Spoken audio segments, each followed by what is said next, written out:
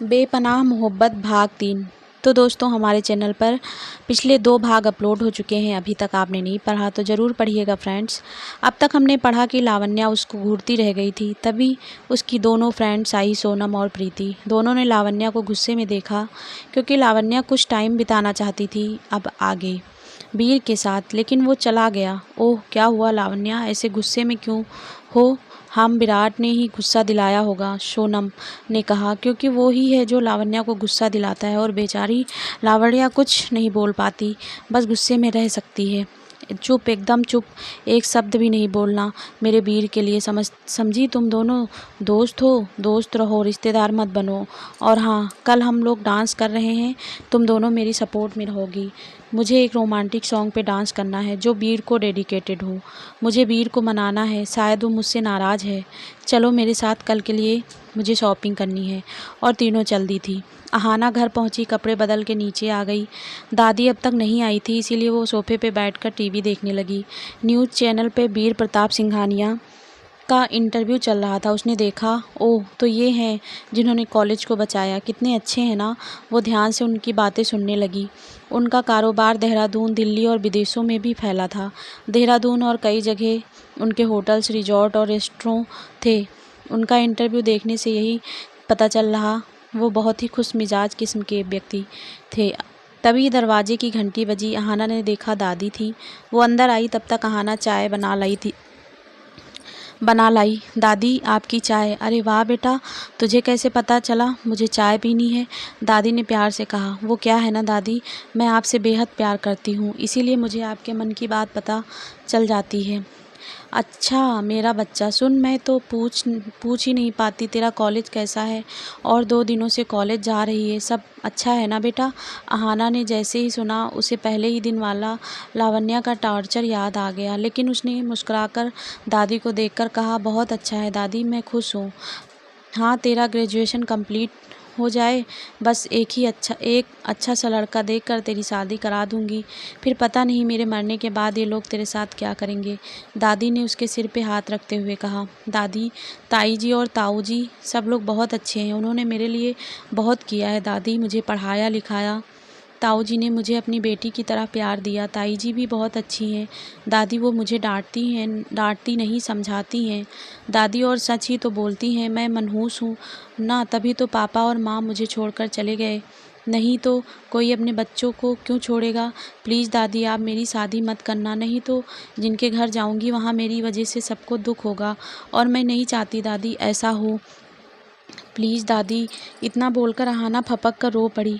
आज दादी को पता चला अहाना के दिल में ये मनहूस शब्द ने किस तरह से घर कर लिया है।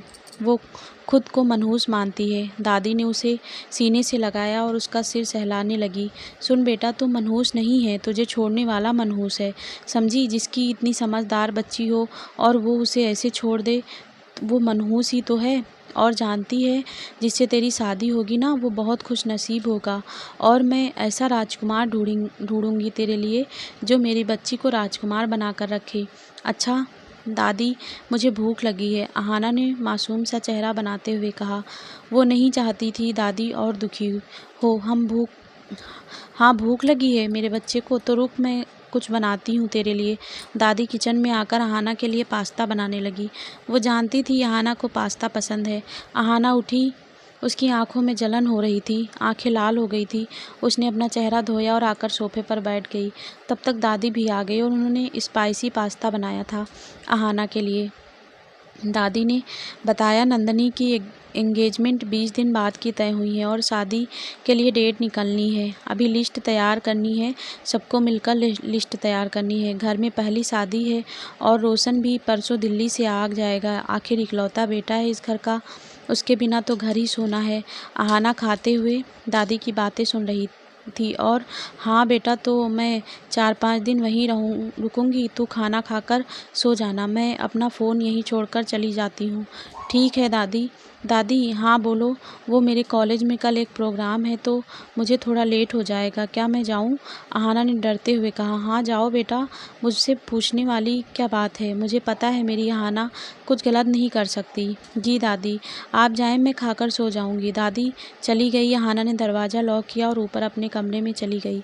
तभी कृतिका का कॉल बजा। अहाना ने हेलो कहा। हाँ मैडम सुनो, हमें भी डांस में पार्टिसिपेट नहीं करना। कृतिका और नव्या दोनों कॉन्फ्रेंस कॉल पे थी। क्यों, तुम दोनों को क्या हुआ? यार क्या बताऊँ अहाना, ये नव्या का बॉयफ्रेंड करण, उसने मना किया है उसको ये सब करने से। तो क्या मैं अकेले नाचूं? बोल तू, इसने फंसा दिया मुझे, कृतिका ने उदास होते हुए कहा। अच्छा मैडम सुन, करण ने मुझे मना किया है इसलिए क्योंकि वो मुझसे मिलने कल आ रहा है। इनफैक्ट अब वो यहीं रहेगा, उसने मंसूरी से यहीं अपना ट्रांसफ़र करवा लिया है। तो मैं उधर डांस में बिजी रहूँगी तो उससे कैसे मिलूँगी, बोल तू ही, नव्या ने चहकते हुए कहा। हाँ तेरी बात तो सही है नव्या, अहाना ने सोचते हुए कहा। अच्छा आहू, तू भी इस लैला का साथ दे रही है, कृतिका ने झूठा गुस्सा दिखाते हुए कहा था। वो प्यार से अहाना को आहू और नव्या को लैला कहती थी और अहाना नव्या उसे प्यार से किट्टू बुलाती थी। तीनों में बहुत ज़्यादा लगाव था, अपनी सारी बातें शेयर करती रहती थी। अगली सुबह अहाना उठी और सारा काम निपटाकर तैयार हो गई। घर की सफाई, खाना बनाना आदि सब कुछ अहाना ही करती थी क्योंकि वो और दादी ही रहते थे वहाँ। आज अहाना ने मरून पटियाला सूट पहन रखा था। वो बहुत ज़्यादा प्यारी लग रही थी। उसने माथे पे काली रंग की छोटी सी बिंदी और आँखों में काजल लगा रखा था। नव्या और कृतिका आ गई। जब अहाना पे दोनों की नज़र गई, खुश हो गई। वाह बेटा, मस्त लग रही है, चल अब, नव्या ने चेयर पे से उठते हुए कहा था। हाँ 1 मिनट चोटी बना लूँ। गजब यार, तू चोटी बनाएगी? स्कूल नहीं जा रहे हैं हम बहन, कॉलेज जा रहे हैं, ऊपर से आज प्रोग्राम है, हद है यार। तू भी चल, अब नहीं बांधनी चोटी। अहाना भी मजबूर होकर चल दी। उन्होंने ऑटो लिया और कॉलेज पहुंची। आज कॉलेज में बहुत सजावट की गई थी। सभी एक से एक कपड़ों और गाड़ियों में सवार होकर आए थे। बहुत रौनक देखने को मिल रही थी। आज अहाना को ज़्यादातर लड़के घूरे जा रहे थे। कोई किसी से कुछ पूछ रहा था और कोई उसका नाम जानने में लगा था। आहू यार, लड़के तुझे ही देखे जा रहे हैं, कृतिका ने कहा। ऐसा कुछ नहीं है किट्टू, वो तुम दोनों को भी देख सकते हैं। मुझे भला क्यों देखने लगे? क्योंकि तू बहुत ज़्यादा प्यारी लग रही है। सच्ची बात करते करते अचानक अहाना किसी से टकरा गई। सामने देखा विराट था। उसने ब्लैक कलर का सूट पहन रखा था, बहुत ही आकर्षक लग रहा था। अहाना ने सामने विराट को देखा और सॉरी सर कहा और जल्दी जल्दी से वहाँ से निकल गई। अहाना, ये तो चुड़ैल का बंदा है ना, बड़ा हैंडसम लग रहा था यार, नव्या ने खुश होते हुए कहा। हाँ हैंडसम तो है बंदा, लेकिन वो अहाना को आशिकों वाली नज़र से क्यों घूर रहा था? तूने देखा क्या नव्या? कृतिका ने सोचते हुए कहा। हाँ यार किट्टू, क्या है यार किट्टू, ये पागल हो गई है, साथ में तू भी, मतलब कुछ भी बोलती है यार। मुझे क्यों देखेगा? वो उनकी गर्लफ्रेंड है ना, वो चुड़ैल, मतलब लावण्या, फिर क्यों देखने लगे मुझे? अहाना ने सोचते हुए कहा। हाँ यार सही है, चल प्रोग्राम शुरू होने वाला है, बैठते हैं आगे की सीट पर। हम चल तीनों तीसरे लाइन में बैठ गई। थोड़ी देर में अभिमन्यु सर स्टेज पर आए। वो एंकरिंग कर रहे थे और उन्होंने सबका अभिवादन किया और थोड़ी देर में वीर प्रताप सिंघानिया जी का नाम अनाउंस किया गया। वो स्टेज पर आए। प्रिंसिपल सर ने उनको माला पहनाया। उन्होंने माइक लिया और सबको धन्यवाद दिया। मैं तहे दिल से सभी शिक्षक, शिक्षिका, छात्र छात्राओं और इस कॉलेज से जितने भी अन्य लोग जुड़े हैं, सबको दिल से धन्यवाद देता हूँ। मैं यहीं इसी कॉलेज में पढ़ा हूँ। बहुत सी पुरानी यादें जुड़ी हैं यहाँ। आज मैंने कामयाबी हासिल कर ली है तो यही के बदौलत। मुझे इस कॉलेज ने मेरी पत्नी सैल सिंघानिया, उनसे भी मैं यहीं मिला था। इतना कहकर वो हंसने लगे थे। वो मेरी पत्नी के साथ साथ एक बहुत अच्छी मार्गदर्शक भी हैं, जिन्होंने मेरे हौसले को कभी टूटने नहीं दिया और मुझे हमेशा बनाए रखा। कीमती यादों को मैं कभी मिटने नहीं दे सकता। धन्यवाद। सभी ने खूब तालियां बजाई। फिर प्रिंसिपल सर ने लंबा चौड़ा भाषण दिया। फिर शुरू हुआ परफॉर्मेंस। शुरुआत में अभिमन्यु सर ने नेहा, सुधा, विजया का नाम लिया। उन्होंने भक्ति गीत पे डांस किया। बहुत ही अच्छा परफॉर्मेंस हुआ। फिर आई लावण्या, उसने डांस शुरू किया। सॉन्ग अंग लगा दे रे मोहे रंग लगा दे रे, अंग लगा दे रे मोहे रंग लगा दे रे, मैं तो तेरी जोगनिया तू जोग लगा दे रे। बहुत ही ज़्यादा रोमांटिक और अच्छा डांस किया उसने। कुछ लड़के तो झूमने लगे और ज़ोर ज़ोर से हुटिंग करने लगे। खैर उसका परफॉर्मेंस ख़त्म हुआ। अगली परफॉर्मेंस विराट की थी। वो गिटार लिए हुए स्टेज पे पहुंचा और खड़े होकर एक लंबी सांस ली। फिर वो भीड़ में किसी को ढूंढने लगा। अचानक उसके चेहरे पर एक मुस्कुराहट तैर गई। उसने गिटार पे एक बहुत ही बढ़िया धुन छेड़ा और गाने लगा सॉन्ग, दिल का दरिया बह ही गया, इश्क इबादत बन ही गया, खुद को मुझे तू सौंप दे, मेरी ज़रूरत तू बन गया। सभी मंत्रमुग्ध होकर उसके गाने को सुन रहे थे। हो भी क्यों ना, विराट की आवाज़ बहुत ही बढ़िया थी, जो भी एक बार सुन ले दीवाना हो जाए। लावण्या बहुत खुश हो रही थी। उसने सोचा वो उसके लिए ही है। वो बस आगे ही बैठी थी, लेकिन तभी उसे कुछ खटका, क्योंकि विराट उसके चेहरे को देख भी नहीं रहा था, वो तो कहीं और ही देख रहा था। परफॉर्मेंस ख़त्म हुआ और सब ज़ोर ज़ोर से हुटिंग करने लगे। अचानक से बारिश होने लगी और सब भीगने लगे, इसीलिए बाकी के परफॉर्मेंस को रद्द करना पड़ा। अहाना, कृतिका और नव्या भी ग्राउंड से भागकर हॉल में आ गई। वहीं अभिमन्यु सर भी खड़े थे। वो उनके पास आए। तुम लोगों ने कोई पार्टिसिपेट नहीं किया? वाई? वो सर, हम अभी नए हैं और अभी हमें कुछ पता भी नहीं है यहाँ के बारे में, सो अगली बार पक्का कुछ करेंगे। नव्या ने मासूमियत से कहा। हाँ, मैं तुम लोगों का क्लास टीचर हूँ, सो मैं चाहता हूँ तुम लोग आगे बढ़ो। अहाना, कैसी हो तुम? उसने अहाना से प्यार से पूछा। मैं ठीक हूँ सर। हाँ, मुस्कुराया करो, बहुत अच्छी लगती हो। वो बोलकर चले गए। ओह तेरी, ये तुझ पे चांस मार रहे थे अहाना, कृतिका ने सोचते हुए कहा। क्या यार, तुम भी कुछ भी बोलती हो, वो टीचर हैं। अहाना ने धीरे से कहा। ऐसा है ना हाना मैडम, उन्हें बस तू दिख रही थी हंसते हुए, और उन्हें अच्छी भी लग रही थी, बाकी हम उन्हें बंदर दिख रहे थे, इसीलिए उन्होंने कुछ नहीं कहा, तुझ पे ही ध्यान दिया उन्होंने। कृतिका हंसते हंसते बोल रही थी। अच्छा चल कुछ खाते हैं यार, और कॉफ़ी पीने चलते हैं, ठंड लग रही है। मैं लेकर आती हूँ, तुम दोनों रुको, नव्या ने कहा। तभी कृतिका का फ़ोन बजने लगा। वो थोड़ा साइड हो गई और वहाँ आना अकेली बच गई। तभी पीछे से एक आवाज़ उभरी। सुनो अहाना। पीछे मुड़ी, सामने विराट खड़ा था। उसके बाल थोड़े गीले हो गए थे, वो बहुत ही आकर्षक लग रहा था। जी बोलिए, अहाना ने डरते हुए कहा। क्योंकि वो सीनियर था, उससे डरना लाजमी था, ऊपर से लावण्या का दोस्त था वो अलग। तुम मुझसे डरती क्यों हो?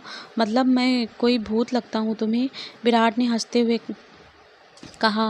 नहीं, वो मैं आपसे अचानक टकरा गई, आपकी फाइल से बिखर गई थी, इसीलिए। बोलते बोलते वो चुप हो गई। नहीं, ऐसी कोई बात नहीं है, विराट ने अहाना को गौर से देखते हुए कहा। सुनो, क्या मैं तुम्हारा नाम जान सकता हूँ?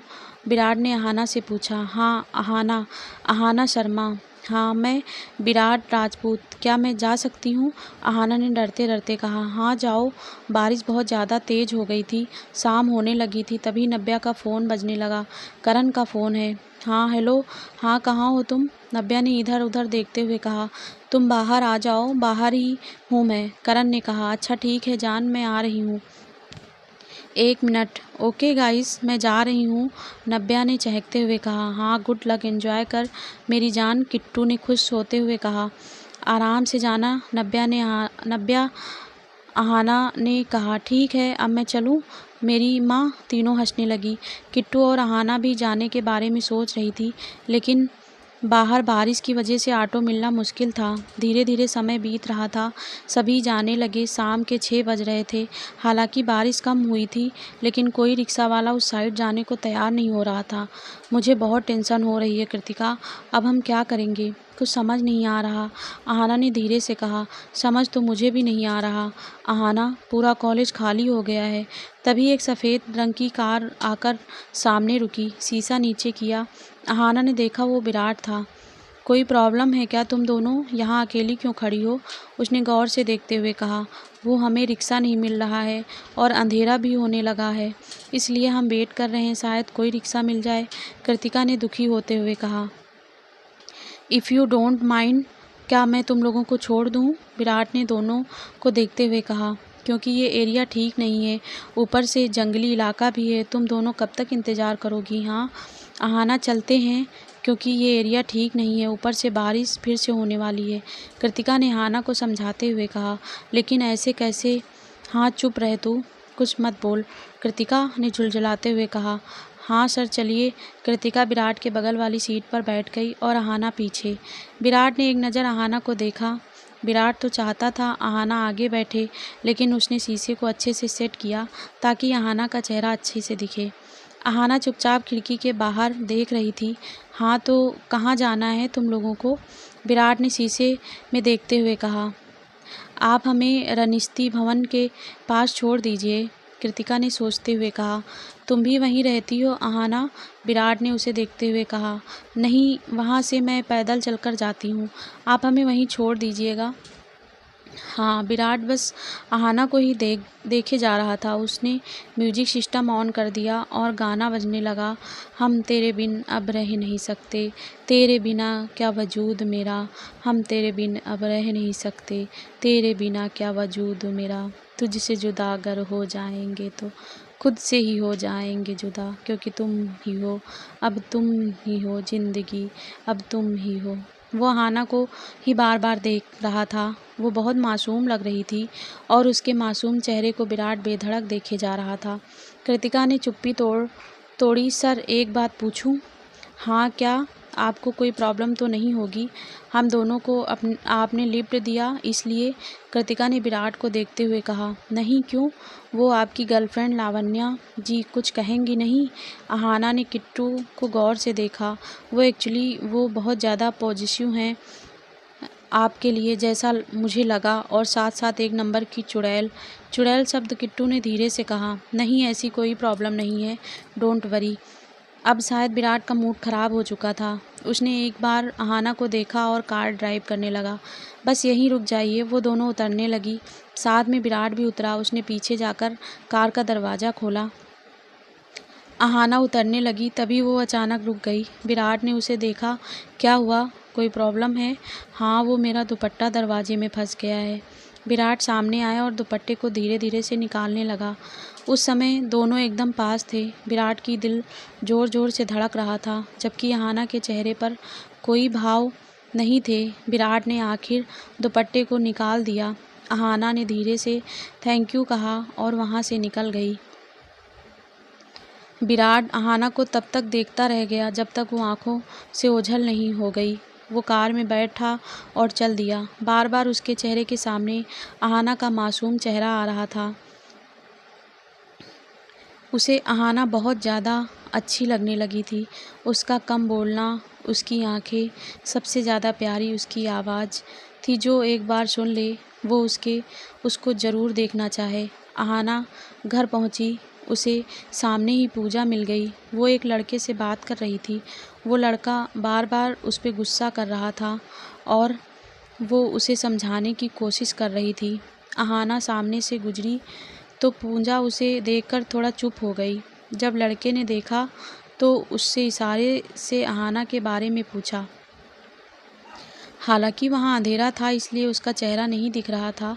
अचानक से वहाँ से एक मोटरसाइकिल सवार होकर निकला और उसके चेहरे पर लाइट पड़ी। वो और कोई नहीं, विक्रम का भाई अविनाश था, जिससे पूजा छिपकर बात कर रही थी।